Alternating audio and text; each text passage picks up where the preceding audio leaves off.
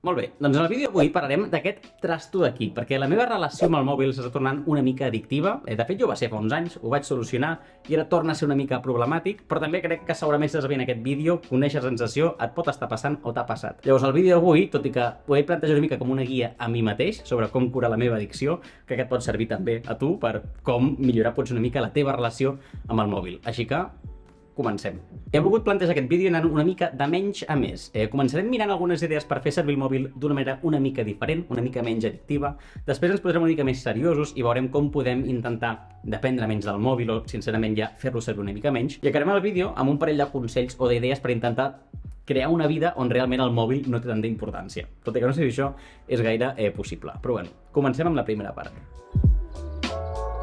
En aquesta primera secció, doncs, veurem com limitacions o friccions que podem posar a la nostra vida perquè fer servir el mòbil sigui una mica menys temptador. Aquesta és una idea que explica el James Clear en el seu llibre d'hàbits atòmics, segurament n'has sentit parlar molt, i una de les grans idees d'aquest llibre és que si tens un mal hàbit, el que has de fer és que sigui molt difícil a la teva vida fer aquest mal hàbit, que sigui dolorós, i llavors així segurament hi caus menys. Què podem fer nosaltres per millorar aquesta relació amb el mòbil? El primer que podem fer, i això jo ho tinc fet sempre, és treure les notificacions, que no et puguin interrompre el teu dia perquè algú t'ha donat un like, algú t'ha enviat un missatge, algú t'ha deixat un comentari. Que siguis tu el que en un moment determinat decidiràs que ara faré servir el mòbil i no que estaves fent una altra cosa i el mòbil t'ha reclamat una mica d'atenció. El segon que podem fer és deixar de seguir gent. Tu entraràs al final a Instagram i a Twitter i a llocs, però el que podem fer és que quan entris sigui una mica menys interessant el que trobes allà. I això ho pots fer deixant de seguir persones, deixant de tenir cada dia més inputs de gent. Jo, per exemple, em poso un número que crec que són 300 persones que vull seguir. No més de 300. I un o dos cops a l'any vaig a la meva llista de seguits i començo a eliminar gent d'allà. No és un gran consell, totes les xarxes estan movent aquest mètode TikTok de tenir un algoritme que t'ensenya coses superinteressants constantment, llavors encara que tu no segueixis a gent, serà igualment temptador. Però bueno, és una petita recomanació que et faig si encara entres una mica, a Twitter o a Instagram, que encara t'ensenyen coses de la gent que segueixes, deixa de seguir a tanta gent. Tenia posats aquí el tercer i el quart punt, però són bastant similars. I això al final és que et posis literalment com friccions i pantalles en el teu mòbil perquè facis servir menys xarxes socials o qualsevol aplicació que estiguis enganxat. Jo què sé, és que a mi em passa amb els podcasts que estic enganxats, llavors no parlem només de xarxes socials. Però una idea és, per exemple, que et posis, jo tinc un shortcut posat, una automatització, que és que quan entro a Instagram, ja t'ho he dit algun cop, em salta una pàgina que durant 5 o 6 segons em diu: Albert, avui has entrat ja no sé quantes vegades a Instagram, segur que hi vols entrar? I molts cops em passa que jo, com que he entrat per inèrcia, realment no hi volia anar, ha sigut automàticament jo he anat a Instagram. I llavors m'ho repenso i dic, doncs no hi volia entrar. Aquest és un exemple concret que tinc jo amb aquesta aplicació que es diu OneSec, però per exemple l'iPhone ja té un mètode que et diu que tu pots posar màxim de límits que vols posar en una aplicació en un dia. I quan arribes a aquest límit, l'aplicació et diu: avui ja has arribat als 60 minuts que volies tenir d'Instagram, estàs segur que hi vols entrar? I si hi vols entrar, t'hi deixa entrar, però bueno, un altre cop, ets conscient que has passat molts minuts en l'aplicació ja en el dia d'avui. Una altra cosa que podem fer és crear-nos modes de concentració, que això no sé si és només d'iPhone o també existeix amb Android. El que fan aquests modes de concentració és que tu, jo què sé, en pots tenir dos, que es diu feina i temps lliure. I a cada un d'aquests modes li pots associar, doncs, quina gent et pot trucar, quines notificacions et poden arribar, quines aplicacions estan disponibles a la pantalla d'inici. Pots tenir una pantalla d'inici que es diu, jo què sé, jocs, i que quan tu estàs en el mode feina, aquella no t'apareix i tu no la veus. Doncs això ho pots posar també en què una es digui, jo què sé, temps per mi, un mode de concentració que es diu temps per mi, i quan estàs dintre de temps per tu no existeixen les aplicacions de xarxes socials i t'és més difícil entrar-hi. Una altra tonteria de com et pots customitzar l'iPhone per posar-te una fricció més per no entrar a les xarxes socials, o als podcasts, o al Google Maps, si estàs enganxat al Google Maps.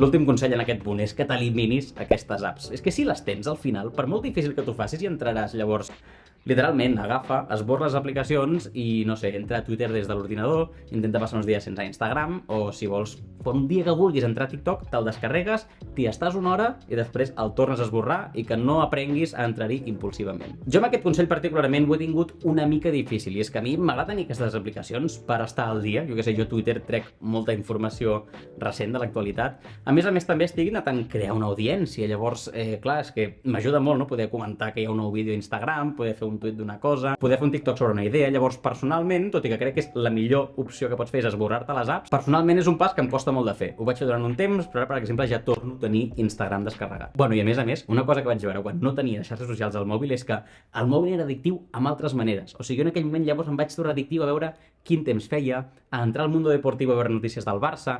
O sigui, està tan ben dissenyat aquestes coses que, clar, hi ha tanta gent tan intel·ligent a Califòrnia intentant fer això més addictiu que al final hi ha maneres de que el teu dit aprengui a entrar sense voler a diaris esportius, per exemple. Llavors, anem a veure, passem a aquesta segona secció on què podem fer per fer servir el mòbil una mica menys. Aquí he apuntat 3 idees per mirar de passar una mica menys de temps amb el mòbil. I la primera idea és tenir zones de la casa que són zones lliures de mòbil. No hi pot entrar el mòbil, la tablet, el que sigui que estàs addicte. En el meu cas, per exemple, és l'habitació de dormir. Allà no hi entra el mòbil, bueno, sí que hi entra el mòbil perquè està en un moble que està al costat de la porta de l'entrada perquè em poso una alarma per si de cas. Però tècnicament allà no hi entren mòbils, i això vol dir que ni xarxes socials, ni hora vídeos abans de dormir, ni res, i això ens assegura que abans de dormir, al matí següent, totes aquelles hores o estona és estona sense mòbil, que ja ens ajuda. No sé, jo a vegades penso també que podríem fer-ho a la cuina, i així quan estem a la cuina parlem en comptes de tenir un vídeo de fons, o no sé, cadascú trobarà els seus moments, però el primer consell és que delimitis a casa teva zones que aquí no hi entra el mòbil. La segona idea és que et busquis activitats per substituir això. Molts cops el mòbil és l'eina de passar l'estona i decidim entrar a TikTok perquè estem avorrits. Intenta que això sigui llegir, tocar un instrument, no sé, no se m'ocorreixen més coses perquè és el que faig. Jo o toco un instrument o llegeixo. Però jo me n'adono que, per exemple, a l'estiu, jo sempre llegeixo novel·les a l'estiu, m'encanta, i quan trobo un bon llibre, és que em submergeixo tant en el llibre que realment curo la meva addicció. Ja no em fa falta entrar-hi tant, sinó que m'entretén molt més el llibre que no veure 50 vídeos a 30 segons seguits.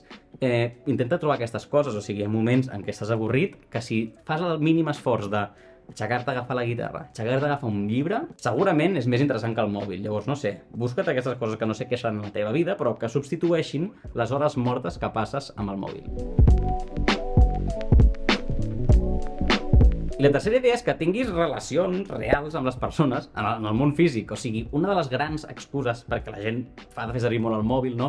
És perquè així estic en contacte amb els amics, que així compartim coses, així puc parlar amb ells cada dia, i totalment, o sigui, tots volem compartir experiències i explicar-nos les coses, però segurament, si passes temps de qualitat, no? Amb els teus companys de feina, amb els teus amics, amb els teus familiars, després potser no cal que t'actualitzis tant constantment enviant-te coses per internet, sinó que el pròxim dia que us veieu t'explicaré això i això que em va passar l'altre dia. És una altra manera que si combines el veure persones reals, tenir zones de la teva casa on fas servir una mica menys el mòbil i trobar un bon llibre, o trobar-te un hobby com, no sé, tocar un instrument que t'agradi, aquestes 3 coses ens poden ajudar a almenys moments del nostre dia a estar ja una mica menys pendents del mòbil.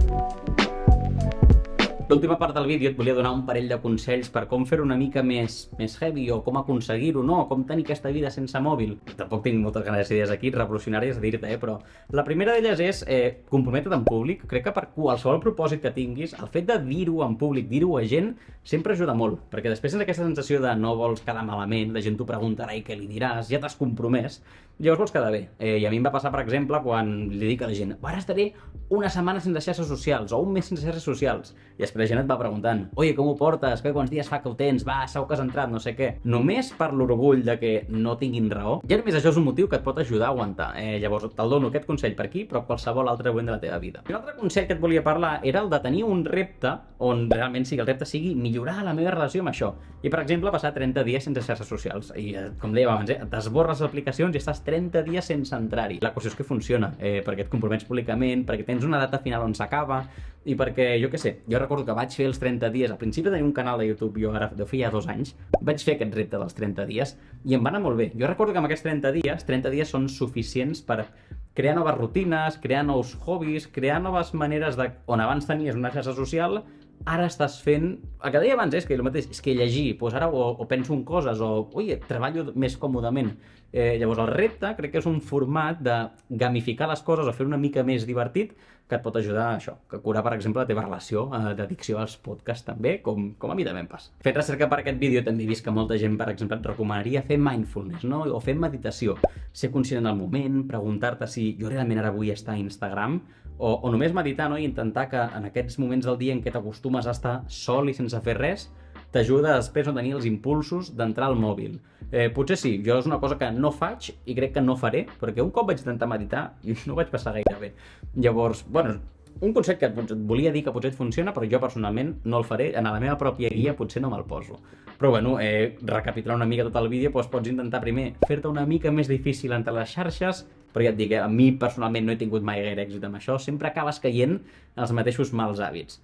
El segon és, doncs, ja sí que intentar que a la teva vida hi hagin altres coses i tenir veure gent i tenir hobbies i zones on no tens el mòbil. I tercer ja és potser fer el dir, va, ara vaig a passar uns dies sense mòbil directament, o sense xarxes socials, i a veure què passa. Ho dius públicament, tens aquest repte una mica de, són 30 dies, a veure què passa, o una setmana, i a mi em va agradar molt aquella època que ho vaig fer, crec que vaig notar-ho molt, i després, els mesos després de no haver tingut xarxes socials, havia perdut una mica d'interès. Jo entrava i deia, uf, que avorrit.